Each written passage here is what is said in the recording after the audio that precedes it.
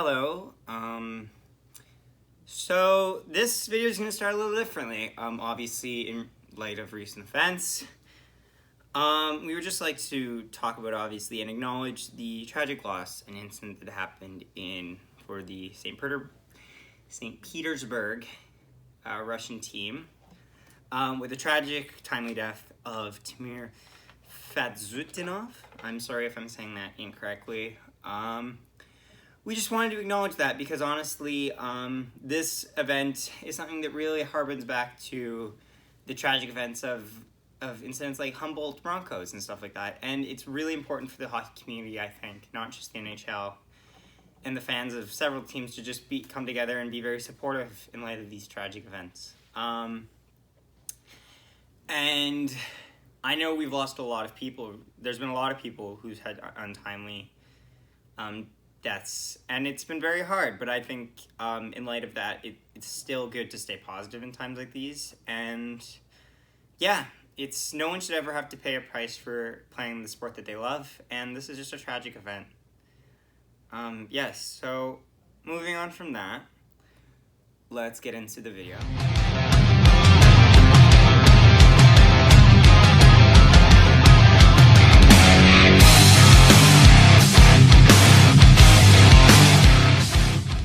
Good morning, afternoon, and evening, ladies and gentlemen. My name is Zachary Nolan. Carter Nolan is behind the camera. Yep. So, the Winnipeg Jets lose 4-2 to the Montreal Canadiens. So, a couple things to know about this game. Hellebuyck is back in net.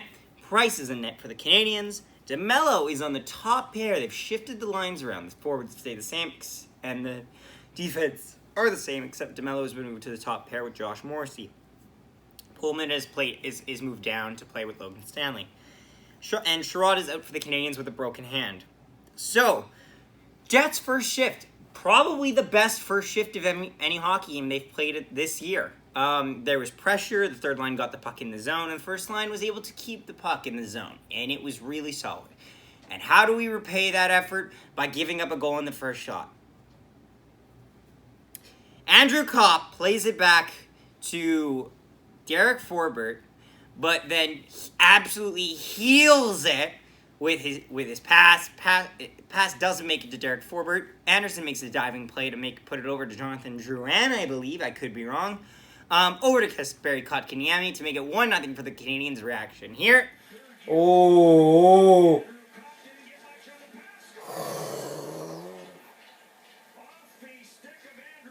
Oh, God. That's bad, because, there's nothing Hellebuyck can really do, because Hellebuyck misses it on a pass crossing play. It's his first shot of the game. Not a good start. It's literally what I said. Kopp flubs the pass, and I don't know who that is on the Canadiens, but whoever lays out makes a great play to bait Anderson. Baits Forbort in. And it just turns into a 3-on-1, and that's ugly by the Jets because the Anderson line was a problem. Josh Anderson is not a star player. However, he is a very, very, very good player, and he has become a power forward that has been pushing the offense for the Canadiens, and that line gave us fits tonight. Let's move on. Pro gets a chance. Yep. Suzuki takes a holding penalty by literally taking the stick away from PLD. PLD does not like when that happens to him. We get a power play. It's okay, but I would say minimal setup other than the beginning of the power play. And afterwards, it was just a couple scramble plays, stuff like that. Shively gets a good chance in front of the net. Hellebuyck makes a good save on Gallagher and a big save on Tatar, who tries to go between the legs. That was a bit of an issue because why were you letting so many players get into the house there just normally? Annoying. Again, as I said before, we lost 4-2, but I like our offensive zone presence. I just didn't like how we played in our own zone sometimes. And actually, the first period arguably is the worst period, so So, a lot of takeaways in the defensive zone. And it wasn't takeaways in the sense of we were getting the puck hit off us. It was literally like stick lifts. It was a lot like how... It's what I like to call the outdoor ice turnovers. What do I mean by that? Well, anyone has ever played on an outdoor ice, you know that hitting is not really much of a thing out there, unless you have one dick friend. Then hitting is always the thing, no matter what. But if you have normal friends, hitting is not really a thing on the outdoor ice, because everyone knows that, like... Nobody likes falling on ice, and nobody likes getting... It's an untold rule. Yeah, it's an untold rule. You just don't do it because there's snow on the ice all over the place there. And everyone's usually not wearing hockey equipment, like all full hockey equipment out on the outdoor ice. Don't take slap shots. Yes. Oh my god, no. If you take slap shots on the outdoor ice, there's a special place in hell waiting for you. Oh, yeah. Yes. VIP all set up? Yes. Satan puts a parking spot right next to you if you take slap shots on the outdoor ice. Take it to the bank. Anyway... I didn't think that was where it was going to go. Anyway, Stastny has a chance for the net, and then Scheifele holds off on a 2-on-1, and this play really annoys me, because Scheifele, you're supposed to be passing or shooting on 2-on-1s. It should not be a foregone conclusion that you don't have the confidence to shoot on a 2-on-1, that you're just going to pass it off to Blake Wheeler every time. Unfortunately, Scheifele passes the puck more on a 2-on-1 than he shoots it, to an alarming degree, and I would say that degree is 10-0. He never shoots on a 2-on-1. That was a long, quick rant there that I had. But, like, seriously, the goalie knows you're going to pass it. He'll beat the pass. It's how it works. It's Carey Price. Anyway, Stastny takes a tripping penalty at the end of the first period. Yeah, he tripped him. This is arguably our worst period. Even though we only got scored on one time this period, the amount of defensive turnovers and just not the turnovers especially. It's not even like we played bad in a lot of facets of the game. It's just the one thing we did badly killed us a lot. And it really burned us. Second period, first line is, in my opinion, other than a couple plays, doing well. Doing a little better. Evans gets absolutely plastered by Logan Stanley. And then Hyung takes a hooking penalty, which is easy. Petrie hits the post on the power play. And then Josh Anderson, on a scramble, would get the rebound to put the Montreal Canadiens up 2-0. Reaction here. Oh, my Lord. What happens there?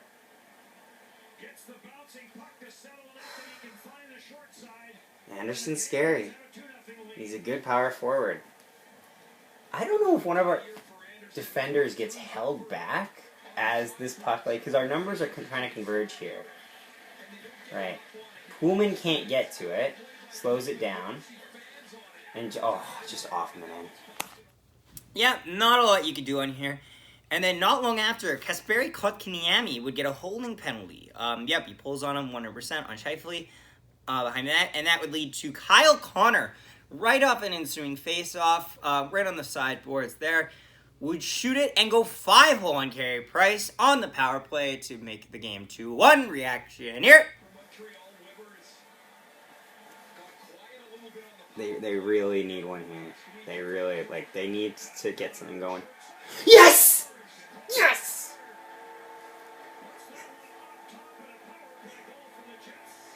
Was a power play goal by Kyle Connor, but I think it was a little better than an open net goal. The boy is taking steps. And then Gallagher is a pest. Gallagher is a total pest and totally annoying to play against. He was bringing out the worst. He's always on our offensive players, pushing them around, trying to do something. Just an all-in-all annoying person. But yes, he would get into a bit of it with Mason Appleton, and Ouellette would get into it with Andrew Kopp, and all four of them would go off the ice. It would stay 5-on-5, though. KC, you are not Patrick Kane. Do not wait in front of the net. If you are sitting between the two circles with a puck on your stick, and there is no screen or anything, or not even anyone to block the shot, shoot the fucking puck, my good sir. Shoot the puck. Do not wait. You're not waiting on a taxi. shoot the puck. There's your advice of the day. Anyway. So, but then later, Gallagher would get a penalty shot because he would be hauled down. That's an easy play to make. And then Hellebuyck would stop Brendan Gallagher on the penalty shot. Reaction here. Come on, Helly. Yes! Yeah! Good stop, Helly. You needed that. Whew. And so, is our forwards too deep in the zone? Is a question I had to start raising at this point. Because I noticed that the Montreal transitional game, and I've kind of alluded to this in past videos, but this is where I really tried to dissect why it is so good. It's because they have extreme confidence in the defenders. And Winnipeg forwards do not properly often give enough credit for the breakout skills of the Montreal Canadiens. And it's how they kill us. So I'll give a perfect example. Second period, late in the period, the fourth line is out. The shot comes, I believe Pullman takes it from the blue line. It goes into the corner. And I don't even think Petrie has it for a second. He already has it up, and a defenseman is moving up with the three forwards. Excuse me. I'm extremely tired, as anyone can tell. For a 4-on-2 in the zone. And the thing is when you have so much, confidence in your offensive, breakout passes by the defenseman, you don't need to sit around that long.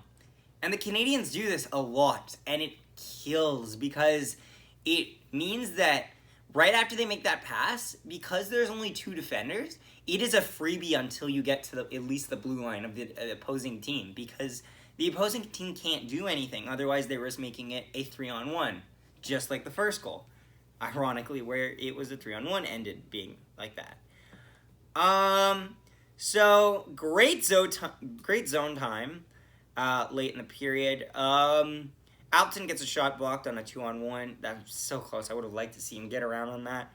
But then Neil Pionk in a 1-on-1 chance with Brendan Gallagher makes a very good play. Then makes a very, very bad play. He peels out and then passes it, goes to pass it up the middle of the ice to our player. Yep, up the middle of the ice to our player. Tyler Toffoli says, "Oh, look, it's right down my goddamn street." Takes it, doesn't even need to go, doesn't even intercept the puck outside the zone. Intercepts it inside the zone. Gallagher makes a nice pick play on Neil Pionk. And then that leads a 3-on-0 in on Connor Hellebuyck. And Tyler Toffoli makes a move and scores to put the Montreal Canadiens up 3-1 with under a minute to go in the second period. Reaction here. Fucking, that's the worst place you could go. How does that happen? Where does Pionk go that this happens? All he has to do is ice it. What the hell happens?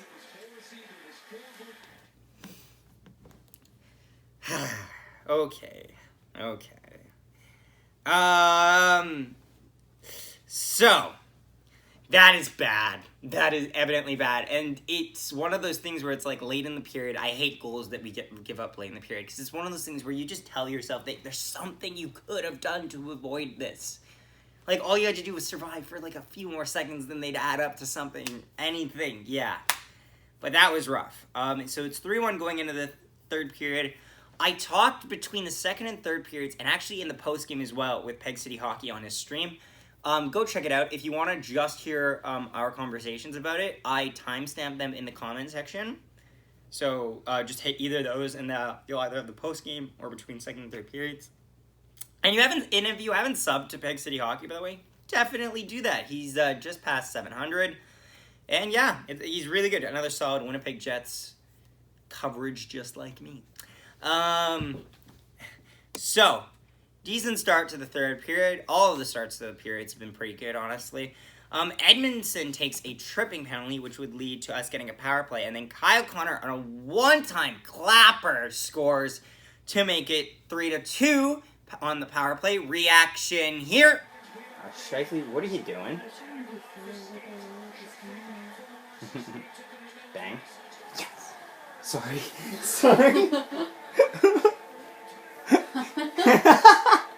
Are you okay? Yeah, I'm okay. Okay. And this goal, and if anyone's wondering what I'm doing when I'm reacting to this goal, my lovely girlfriend, whose house I'm recording at for this one, I was in a nice little corner of the room of her room, being able to record this, and she decided to sit next to me for this. So that is me apologizing profusely for scaring the bejesus out of her when we scored to make it 3-2. Fourth line effort in the third period was pretty solid, honestly. The fourth line as a whole looked pretty good, honestly. Oilers gets a chance. Montreal gets a chance later in the period, and then I don't have much to say here because, honestly, the third period, we easily were dominating. Like, we were not dominating, but we were outplaying Montreal for the majority of the third period. Carey Price decided to just shut the door on us and throw away the key. And then, as we've got our goalie pulled, we're having good zone time, we're trying to get that goal, and then, just like in the second period, the puck goes onto the Montreal defender's stick for not even half a second. It's already away, and all of a sudden, Tyler Toffoli has the puck and just walking in to score. Reaction here, 4-2.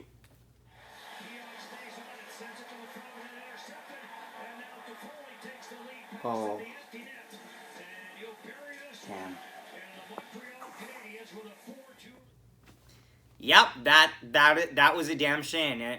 And like, the camera doesn't even have enough time to get over to pick it up. Like all of a sudden it's over and boom, in. So Toffoli would get his second of the game, and the Winnipeg Jets would ultimately lose 4-2 in regulation to the Montreal Canadiens. Yeah, you know what? If we're going to lose, this is a very good game to lose because the way we played was not bad, but it did remind us that we have to do simple things correctly, and we didn't do simple things correctly. Those turnovers need to, like, we played a good game, but the mistakes we made were too logical. It's almost like on a driver's test. Like, you're allowed to make 10 minor errors, but you're not allowed to make a single critical error. We made 2. Instant fail. Insta-fail. In those 2 rushes there. And, like, Connor Hellebuyck had a solid game. He didn't need to do as much, though. We outshot the Montreal Canadiens. How many times can we say that? Carey Price was a wall in net, and yeah, it is what it is. I wasn't too upset with this game. I just look at it, and it's just like, okay, well, now I kind of know how maybe Toronto felt playing us in the first game when, obviously, we won in regulation, but Toronto had so much more zone time than we did. Not saying we didn't deserve to win that game, but there were things that maybe made them feel like they deserved to win it as well. So, all in all, okay effort. I think we need to figure out how to limit the amount of easy breakouts by the Canadiens and the turnovers the Canadiens were creating in our zone. Although we were solving that as the game went on, it just took us 2 disastrous chances to get there. So, 3 stars of the game. This is a bit tougher. I would say third star would be Logan Stanley. Logan Stanley had 4 shots on net, which is really good. As well as he's developing his physical game. Nice hit on Evans. It wasn't bad, honestly. Evans turns his body out, but like he gets hit pretty cleanly. And then the only blood from that play is because his visor hits him in the face. So that's what it is. Yeah, I would like to see his physical presence be known because honestly, then it just increases the idea of we don't need to have Beaulieu playing when he comes back. Like, just you don't need to prove it to us, Logan. We trust you. You need to prove it to Paul. Prove it to Paul.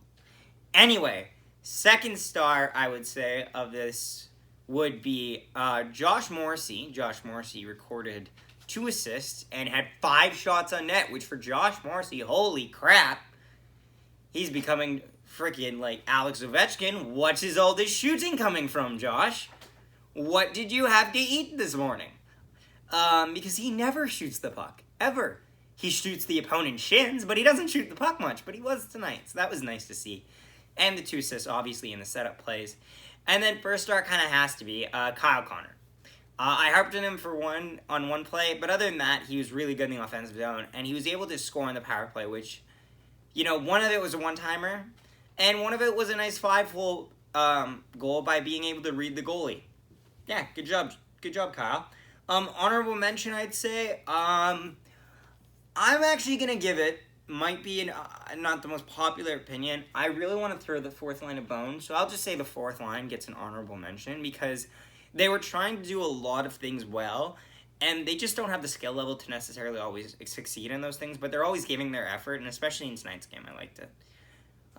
So yeah, that's pretty much it, honestly. Don't forget to subscribe, obviously, to this channel if you are new, because we, love talking to new people in the community, all of that, being able to meet new people. The account just passed, I believe, 270 subscribers last night. That was amazing. Thank you very much. Our goal is 300. We don't know when we'll hit it, but we're pretty optimistic and hoping. Don't forget to leave a like on this video, too, to tell us that you liked it, and just because it's such a nice thing to do. It's just really nice. And comment down below your thoughts on the game as well, because we do respond to comments on the game. I try to get to every reply I do. Usually I do, actually, unless it doesn't show up for some reason on our comment section. And don't forget to follow us on Instagram at Nolan Hockey Podcast. Thank you for watching, and we will see you next time.